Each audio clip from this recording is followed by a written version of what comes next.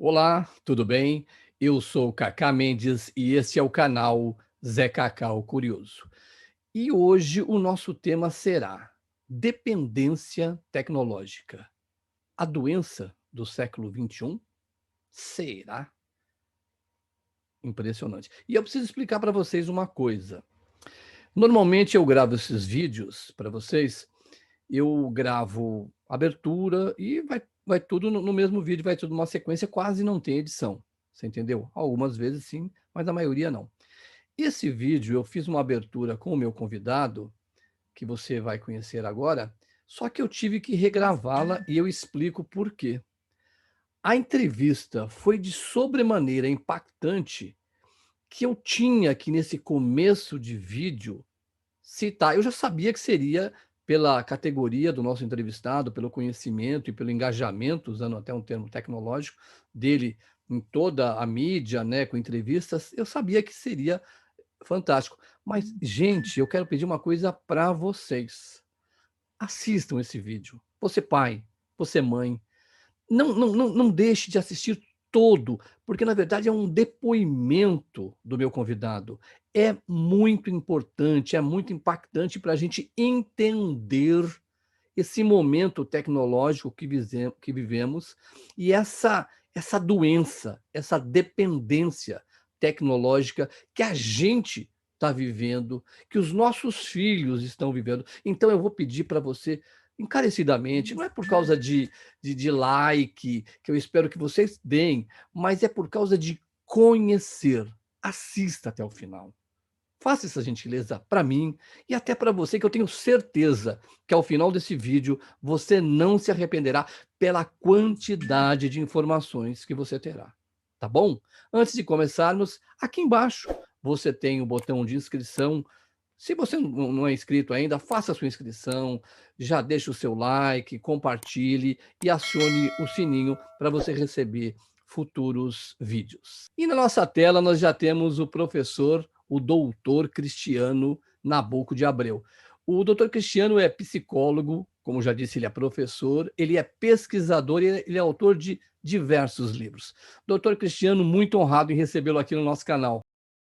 Prazer é todo meu, Cacá. Muito obrigado mesmo, muito obrigado mesmo. Doutor Cristiano, eu falo em dependência tecnológica. Primeiro, essa dependência é real e já é uma doença, doutor Cristiano? Bom, essa é uma pergunta que a gente poderia responder durante 10 horas, né, de conversa. Vamos lá, tentar resumir. O que acontece, né? Nós temos, na verdade, uma mudança muito significativa do que veio acontecendo com a nossa sociedade nos últimos 20 anos, né?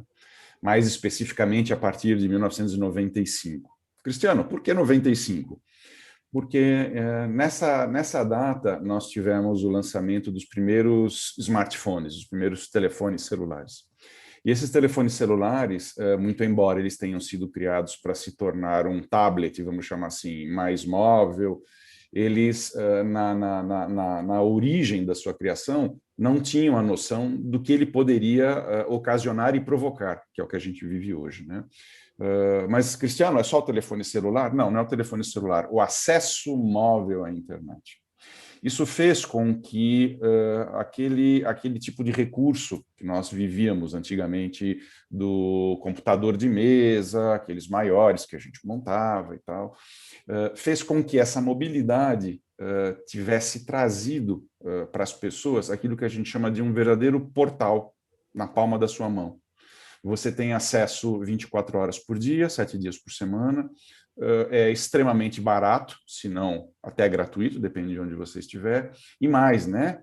Ele vai te provocar uma sensação de anonimato. Eles chamam isso na literatura original de triple A, que são 3 As. Anonimato, affordability, você pode pagar, né? E o acesso. Então, isso fez com que houvesse, nesse processo, uma desinibição pessoal fazendo com que, dentro da sua própria realidade, dentro do meu quarto, do meu carro, do banheiro, né? Muitas pessoas, quando vão ao banheiro de manhã, levam um telefone celular. Tem até um artigo interessante que ele é intitulado de Dirty Talk, conversa suja, né? Onde você fica mexendo em outros momentos não apropriados. Enfim, então isso acabou fazendo com que a tecnologia entrasse na vida das pessoas, eu costumo dizer, pela porta dos fundos. A gente não se preparou para isso, né?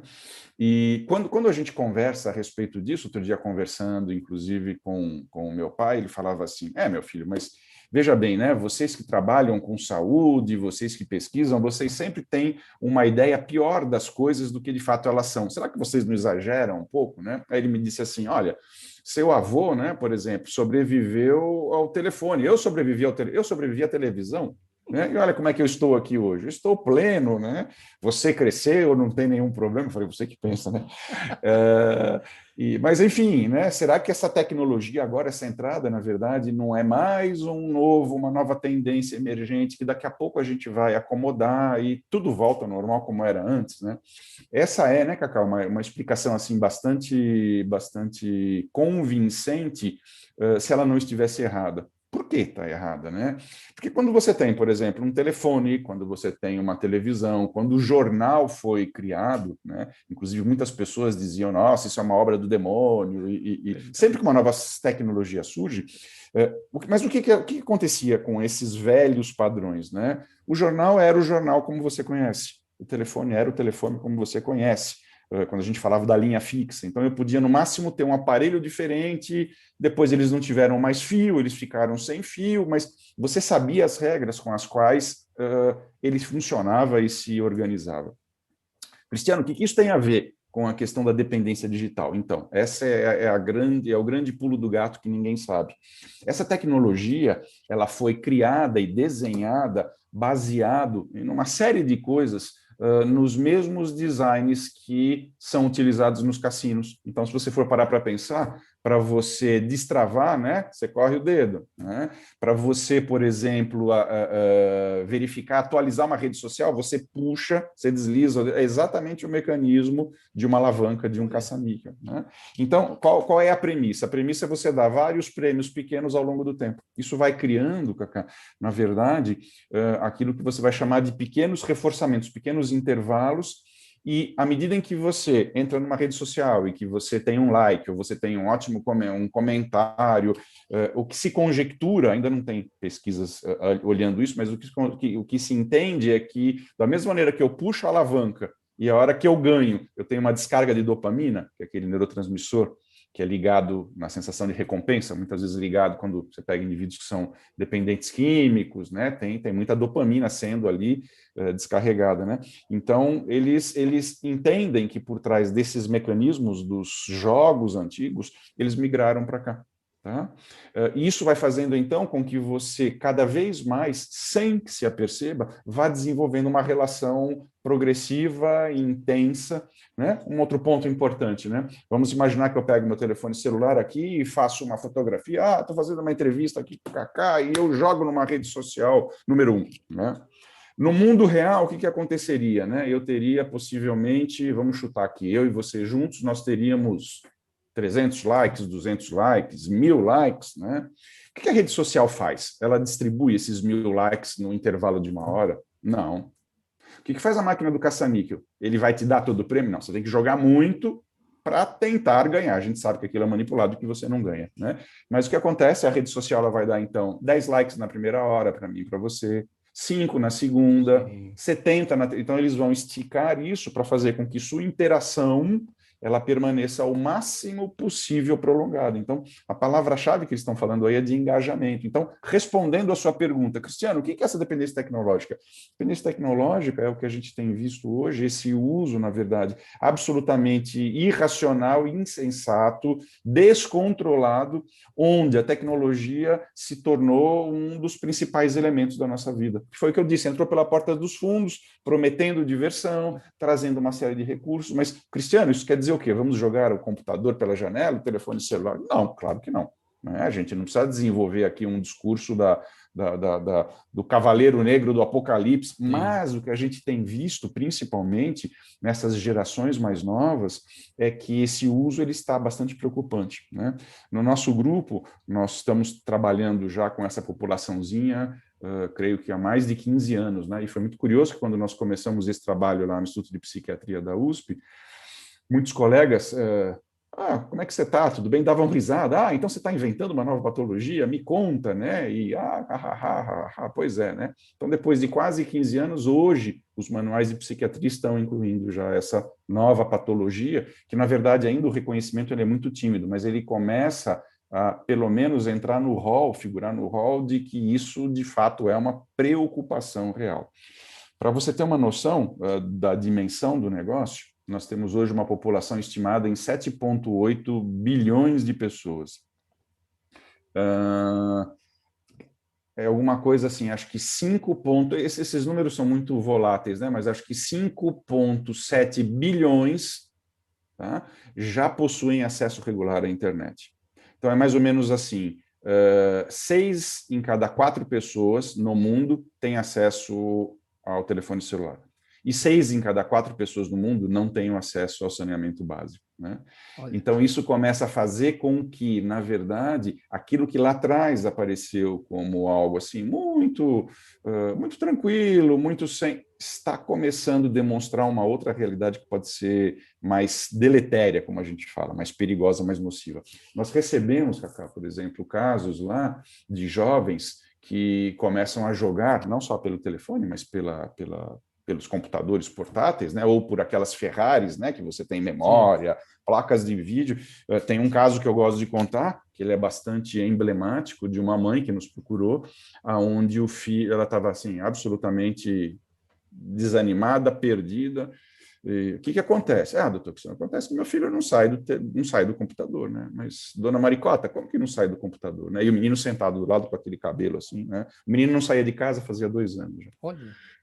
E aí abandonou a escola e tal. Então, imagina, então, para um jovem, né, que não tem ainda o cérebro finalizado, o que isso quer dizer? O cérebro, Cacá, ele vai sendo finalizado de trás para frente. A última região a ser finalizada é essa, que a gente chama de córtex pré-frontal. O pré-frontal é onde você realiza, segundo a gente diz tecnicamente, de funções executivas. Funções executivas é o pensamento, é o controle das coisas. Você está andando na rua, né? De repente, numa estrada, de repente parou o trânsito, sempre tem aquele espertinho que vai pelo acostamento, tal. E espertinho mesmo, né, doutor? O que o controle inibitório nosso vai falar? Poxa vida, né? Eu posso ir? Posso, mas eu não devo ir. Né? Então, quando você tem... Então, essa é a informação importante. Depois dos 25 anos, essa região finalizada, você consegue ter, do ponto de vista biológico, essa capacidade, então, de frear comportamentos que não são legais. O que isso quer dizer? Isso quer dizer que até 25 anos, meu amigo, você está, do ponto de vista biológico, vulnerável. Não adianta você chegar para o seu filho e falar, aqui, pode usar com moderação. Não vai usar com moderação. Né? Então, retornando ao caso, o que acontecia com esse menino? Né? Esse menino, ele chegava a ficar, pasme, 55 horas ininterruptas conectado. Né? Ele urinava na calça, ele comia em cima do teclado e mais, né? Ele evacuava na calça. Cristiano, mas você está falando de um quadro, então, mais agudo. Tem alguma... O cara deve ter um problema psiquiátrico. Não, pior que não tinha, né? Então, o que acontece? Na medida em que ele jogava, ele não podia sair do jogo. Por quê? Porque na nossa época, Cacá, a gente tinha o velho game over. Se atingia a pontuação, acabou. Hoje não existe mais game over. O jogo é infinito. Quanto mais tempo você joga, mais status você desenvolve frente ao grupo. Hoje você joga com grupos. Então, o que você tem? O jogo virou um tipo de cola social. Então, a hora que eu tenho que sair, eu desassisto os meus colegas. Então, eu não vou sofrer esse tipo de preconceito de estar dando um tiro no pé de todo mundo e tal. Então, o que acontece, na verdade, né? Esse jovem ficava esse tempo todo, e aí, para não perder a pontuação, com uma mão ele jogava e com a outra ele tirava a cueca suja de fezes e jogava pela janela. Misericórdia. Né? Cristiano, você está falando, então, um caso mais grave. Tá? Claro, é um caso mais grave. né? Mas isso não quer dizer que a gente, sem que estejamos nos apercebendo, não estejamos adentrando num nível de um uso que já não é mais tão sensato, né? Para você ter uma noção, apenas na China, existem mais de 150 hospitais do tipo militares, onde os pacientes são vestidos de verde e tal, para tratar a dependência tecnológica. Eles retiram o telefone celular dele, eles chegam lá amarrados, lá virou um problema de saúde pública, né? Então, o que acontece, né? O que a gente entende é que as coisas, elas estão caminhando, né? Sem querer fazer muito alarde aqui, mas as coisas estão caminhando para uma direção que ela não é muito legal, não. Né? Quando você fica na ponta da linha de um hospital universitário, que você recebe pessoas com esse grau de drama, de desespero, é muito sério, né? Para você ter uma noção, o brasileiro é o segundo povo que mais navega na internet no mundo.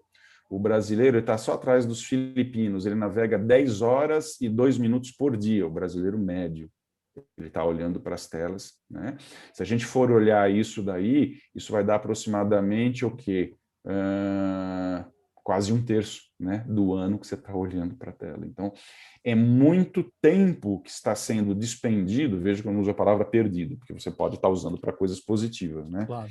Mas você tá despendendo para coisas que efetivamente talvez não possam te trazer tantos benefícios como a gente imaginava. Mas, Cristiano, estamos em pandemia, né? Outro dia dando uma entrevista para um jornal importante aí, ele falou assim, como é que você sai dessa agora, né? Aquilo que você tanto criticava hoje é a porta de acesso para o mundo e tal. Eu falei, o raciocínio é o mesmo. Mas por quê? Se não tiver internet, a gente não se realiza. Sim, você pode estudar, você pode trabalhar. O problema é quando você perde a mão e isso se torna, na verdade... Bom, mas em pandemia não tem muito jeito. Mas não quer dizer que eu tenha que permanecer conectado 24 horas para ter aquilo que eu quero. Né? Então, tem para concluir a sua pergunta, né, a sua resposta, tem uma pesquisadora americana chamada Sherry Turkle, que ela fala assim, abre aspas, né? A tecnologia, né, da forma excessiva, ela entra na vida das pessoas quando as relações humanas não ocupam seu devido lugar, fecha aspas. É impressionante, a explanação do senhor é impressionante. E aí, o senhor falou sobre várias coisas importantíssimas, e eu queria lhe fazer uma pergunta: se a gente tem, doutor Cristiano, o senhor falou da criança, porque é inevitável, é inevitável. A gente faz até por vários motivos, motivos ruins e motivos bons que a tecnologia acaba sendo inserida muito precocemente para as crianças. Sei lá, a gente vê criança com 3, 4, 5 anos já está mexendo na internet. E provavelmente, isso que o senhor está falando, vai, nos próximos anos dessa criança, se tornar um problema.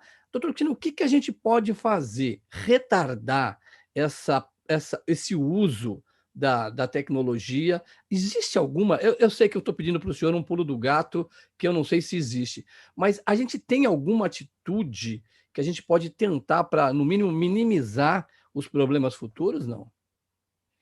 Olha, eu acho que nós estamos no olho do furacão, né? A tecnologia ela está aumentando, ela está numa progressão geométrica. Muitos antropólogos, muitos sociólogos, historiadores têm comparado a introdução da internet nas nossas vidas à descoberta do fogo.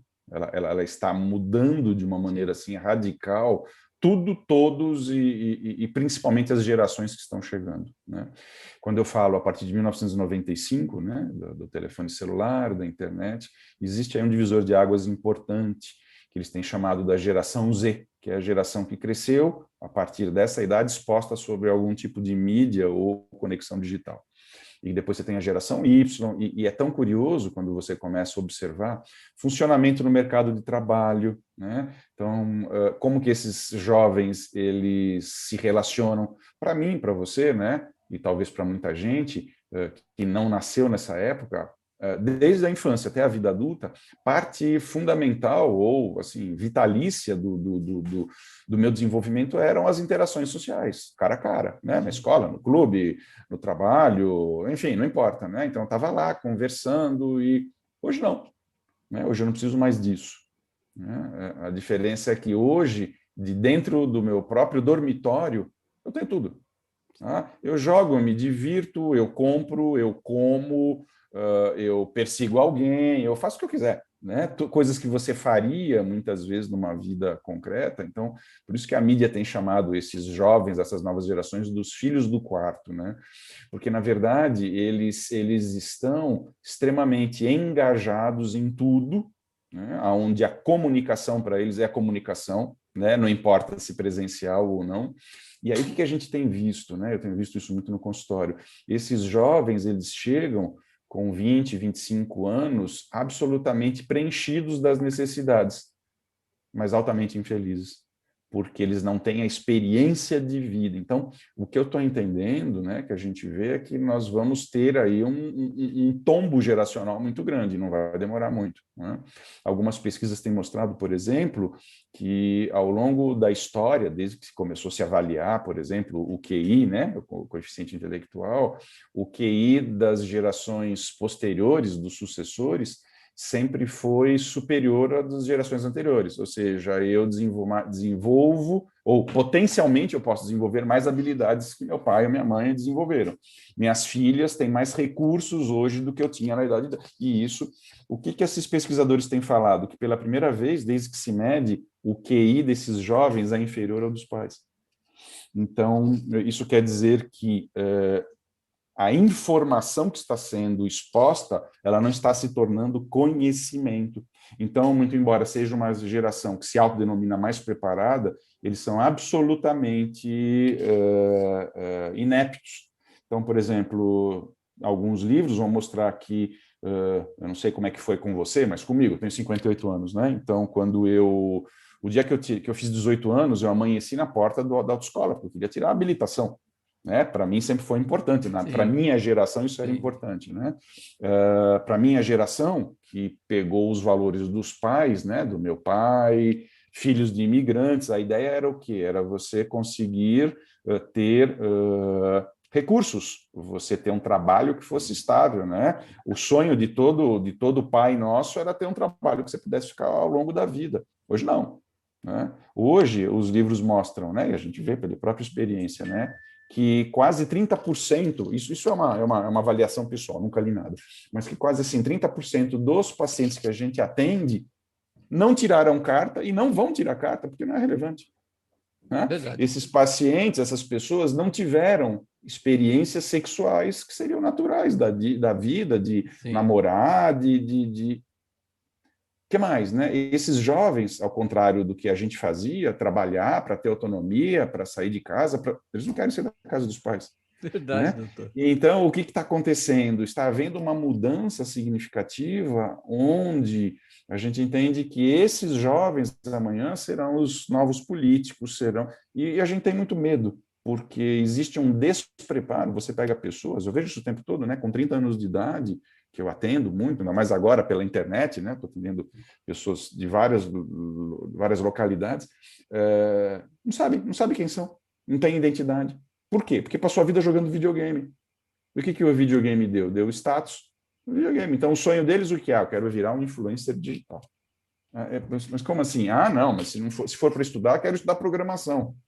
Né? Hello, acorda. Né? Existe vida inteligente além do computador, mas para eles não. Sim. Então, tudo isso tem provocado vários choques do ponto de vista de trabalho, né? Quando você vê essas gerações mais novas trabalhando com as gerações mais velhas. Então, por exemplo, para as gerações mais novas, não existe autoridade. Não. Não é porque você está pedindo, não vou fazer e acabou. Né? Porque eles têm um nivelamento na internet que todos são iguais. Né? E isso cria um choque de geração. Quando, por exemplo, ontem, né, foi curioso que eu recebi um e-mail do governo, que eu estou desenvolvendo uma cartilha agora, né, que vai ser desenvolvida em todas as escolas do Brasil para recomendação do uso da tecnologia de uma maneira que ela não acabe te raptando da vida real, né? E escreveu lá a moça para mim e falou assim, então aí, ó, cara, né? Ela nunca me viu na vida. Falta você mandar um formulário lá para preencher. Oi? Né? Como assim? Né? Então, não existe a menor cerimônia, não existe a noção de empatia, a noção de... Eu nunca gostaria de receber um e-mail daquele que eu recebi ontem. né? Mas por quê? Porque você vê que possivelmente é uma nova, uma pessoa da nova geração que não consegue ter noção de como é que eu vou dizer, de usos e E costumes, de sociabilidade. sociabilidade. Como que você... acho que há uns 3 anos atrás, eu não me lembro agora, nós fizemos um programa para uma emissora aí bastante grande a respeito do impacto, né, que isso estava criando, e a repórter virou para mim e falou, foi muito curioso, porque a gente abriu aqui abrimos quase que, acho que eram 200 vagas de trainees para trabalhar aqui na emissora, tal, e a prioridade foram jovens que tivessem familiaridade com a tecnologia. Cristiano, foi um caos. Por que foi um caos? Porque a gente teve que mandar todo mundo embora. Como assim mandar todo mundo embora? Porque virava lá o fulano e falava assim, ô, amigão, você tem que cobrir uma matéria lá na esquina da Ipiranga com a São João. Eu não vou, não, imagina. Manda outro. Você está falando com o diretor de jornalismo. Perdeu a noção, né, doutor? Eu escrevo para o presidente. Então, o que eu quero dizer assim, tá tudo muito maluco, né? Só para concluir, e vou responder a tua pergunta porque eu não esqueci, né? O que a gente tem que fazer. Eu acho que o que nós vivemos nas eleições passadas, né? Ou nas eleições recentes, de que há hoje um ódio mortal, né? Quer dizer, se você é coxinha, eu sou mortadela, ou se você é mortadela, eu sou coxinha, então você é um imbecil, você é um idiota.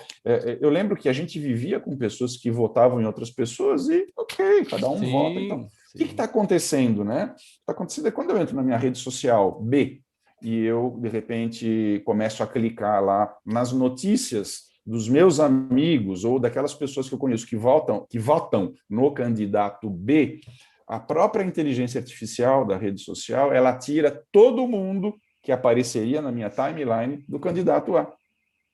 Então, é como se eu, vivendo, eu estivesse, de fato, confirmando a ideia de que o meu ponto de vista ele é correto. O mundo vota no candidato 2. Então, de repente, quando eu encontro o Cacá e você vira para mim e fala, então, doutor, vamos votar no candidato 1, eu vou falar, o quê?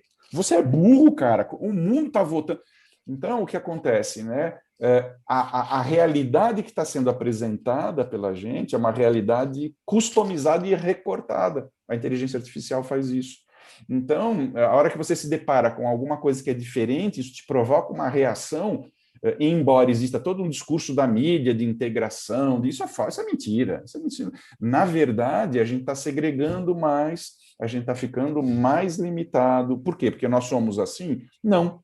Porque nós estamos, né, voltando lá à caverna de Platão, nós estamos vendo, né, as sombras refletidas no fundo da caverna que dizem mais dos nossos interesses e não daquilo que é diferente. Impressionante. Né? Então, respondendo sua pergunta, o que a gente faz? Né? Bom, o que a gente faz? Antes dos 2 anos, 0 de tela. 0 de tela. Mas o meu filho gosta do celular. O problema é dele que ele goste. 0 de tela. É o filho de 2 anos que decide a vida dele. Né? Por quê? Porque se você entregar o telefone celular para o seu filho antes dos 2 anos, a primeira coisa que você vai conseguir é que ele vai atrasar o desenvolvimento da linguagem, a não ser que você queira torná-lo com algum problema, você pode dar o telefone, vai atrasar a linguagem de cara, né?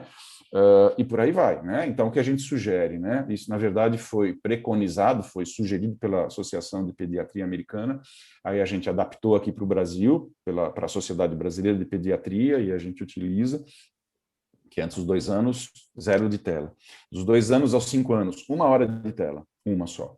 Longe das refeições e longe do horário de dormir. Dos 5 aos 10, 1h30, 2, agora com estudo e tal, mas supervisionado, vendo o que você está fazendo. Então, eu acho que tudo isso, né, a literatura sempre descrevia que os pais tinham que fazer o que a gente chama de supervisão parental. O que meu filho está olhando, o que não está. Hoje esse conceito caiu, né? O que a gente sugere não é mais supervisão, é engajamento. Você tem que ver o que teu filho está fazendo lá para que você consiga ter uma leitura mais clara, ao invés de simplesmente proibir. Porque a hora que você se engaja, você tem condição de observar como que essa realidade está sendo erguida, fraccionada para a cabeça dele, né? Então, embora a gente esteja falando, né, a mídia leiga fala, vivemos na era da informação, nós nunca estivemos tão desinformados como agora, porque a quantidade entre informação e ruído é imensa. né? Então, você vê os jovens se engajando nas redes sociais, você fala, eles são mais engajados que antes. Mentira, eles se engajam só para obter simpatia coletiva, né? Porque de verdade eles querem, né? Então, o que a gente tem observado é que dias sombrios virão, porque você está vendo pessoas sem recursos emocionais, que isso é um perigo, né? Para a estrutura individual, pessoas sem recursos vivenciais, dependendo dos pais. A quantidade de gente, a quantidade de jovens que eu atendo que simplesmente largaram tudo porque o sonho deles é jogar. Né? Eu posso te contar, assim, rapidamente nos dedos, 10 pessoas. O primeiro deles é um rapaz de 26 anos, filho aí de uma família que tem um império econômico, né? E aonde ele não quer nada, ele só quer jogar. Então ele se recusa a fazer qualquer coisa. Né? Nem quando ele viaja no final de semana para um lugar ou por outro, de avião, de jato ou de helicóptero, ele tem curiosidade de aprender a pilotar. Eu não quero, eu quero jogar. Mandei fazer testes já para ver a integridade cognitiva, não tem nada. Eu quero jogar. Né? Um outro que estava fazendo, a mãe me procurou, pagando lá $360 mil por ano para o cara fazer medicina, lá em, acho que Harvard, não lembro onde que era, e ele largou a medicina porque ele não saía do quarto para ficar jogando. Né? Então, você está vendo, outro que estuda medicina aqui, que largou, então você tem visto, na verdade, várias famílias serem arruinadas, principalmente pela questão dos jogos, né? E você vê os pais muito desavisados comprando novos equipamentos e felizes. Pelo amor de Deus, não faça isso. Não faça isso. Né? A tecnologia, na verdade, ela não é um brinquedo. Eu não vou dizer que a tecnologia ela é do mal, não é isso. Né? Mas o modelo de negócio dessas plataformas é te fazer estar engajado. Quanto mais engajado você tiver, mais elas valem. É tipo o Bitcoin, entendeu? Para você ter uma noção, as empresas de tecnologia hoje, elas valem mais do que as empresas de energia ou de petróleo na Bolsa Internacional. Então, e quem que são os commodities? Quem são? Nós. Então, eles te dão uma conta de e-mail, dão uns vídeos de gatinho, assim, fofos para você assistir, e você vai lá e clica que você aceita. Né? E você está dando suas informações. Então, acho que precisaria conversar muito sobre isso, né? O que eu quero, assim, concluir essa resposta dizendo precisamos, assim, urgentemente criar a noção e o conceito de cidadania digital. Ou a gente entende as regras pelas quais as coisas estão funcionando, ou a gente está sendo levado como uma manada. E eu não estou dizendo aqui nenhuma teoria da conspiração, né, o vírus chinês, nada disso. Eu estou falando, na verdade, de uma coisa que é muito mais séria, muito mais profunda, que é a informação. Né? A informação está sendo recortada, em alguns lugares, intencionalmente, outros não, mas pela inteligência artificial. Né? E isso pode estar dando para a gente um recorte, um retrato da realidade que nem de longe reflete o que de fato é. Então, na hora que você coloca jovens que ficam 50 horas, 55 horas vendo jogos, né? Matando... tem uma frase daquele... acho que é Sidney Poitier, que ele fala assim, colocamos nossos jovens assistindo a mídia agressiva e jogos sangrentos e violentos. E esperamos que nasça, né, uma geração de pessoas compassivas e bem-intencionadas. Não vai vir. Né? Então, não estou falando mal do jogo, vamos deixar claro isso, estou falando a intensidade, sim. Acho que é sempre aquele limite, sim. Infelizmente, bom senso não é senso comum, né? Então, pode jogar, né? É legal pra caramba jogar, mas joga um pouquinho e guarda, né? Porque se você for ficar mais, é como se você deixasse aqui, no meu caso, se você deixar na mesa da minha sala lá, uma vasilhazinha com chocolate aberto, eu vou comer o chocolate inteiro. Pô, e eu já tenho pré-frontal desenvolver, mas quando o assunto é chocolate é complicado, eu não consigo controlar. Eu vou comer mais, então eu prefiro nem comprar o chocolate, senão eu vou ficar gordo. Né? Agora, você coloca um videogame versus uma escola. Não dá para competir, né? Percebe? Então, se os pais não estiverem presentes aí, vivendo, orientando, dando dicas, a tendência é que você comece a estar criando, você crie pessoas absolutamente com uma bússola interna variada, né? Eles vão perder anos importantes de vida, de experiências e mais, de frustrações. A frustração ela tem um papel fundamental, porque é exatamente a hora que você se frustra, que você fala, meu Deus, o que eu fiz de errado? Né? Então, é ela que vai te esticar, te tracionar. Hoje não. na internet não tem frustração. Vários pacientes meus falam assim, quando eu vivo alguma coisa que não é legal, eu pego esse dedo e aperto o delete. Então, você não está sendo treinado em termos de Para a desenvolver vida, né, habilidades doutor? emocionais para a vida, né? Doutor Cristiano, eu estou completo. Vou falar uma coisa para o senhor. E graças que eu consegui falar com o senhor. Eu estou completamente impactado. Eu não sei quem está aí do outro lado nos assistindo, mas eu estou embasbacado, impactado, e o depoimento do senhor é muito importante. Eu acho que eu nem consegui interferir, porque a quantidade de informações que o senhor trouxe, inclusive o senhor respondeu uma pergunta minha sobre a questão de gerações, porque eu vi um post do senhor, geração digital, porque pela primeira vez filhos têm QI inferior aos dos pais, e o senhor já colocou. Então, eu estou completamente impactado. Eu quero lhe agradecer muito pela sua participação, espero poder, sobre outros temas, contar com o senhor. Muito obrigado, viu, doutor Cristiano?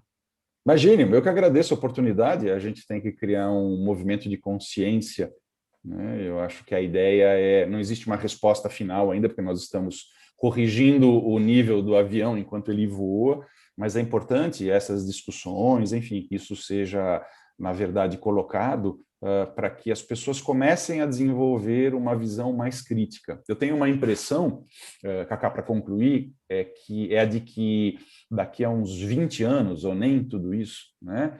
Aí na frente eles vão olhar para trás e falar assim, meu Deus, eles não tinham noção o que estava acontecendo com eles. Como que eles não viram? Né? Então eu entendo que toda essa convulsão social que a gente vive hoje, isso tem muita tecnologia no meio, a coisa não é tão simples, não. A gente precisaria se debruçar um pouco mais para procurar entender melhor, em vez de ficar brigando entre a gente, porque tem algum fator facilitador aí, né? Enfim, quem viver verá, né? Tá bom.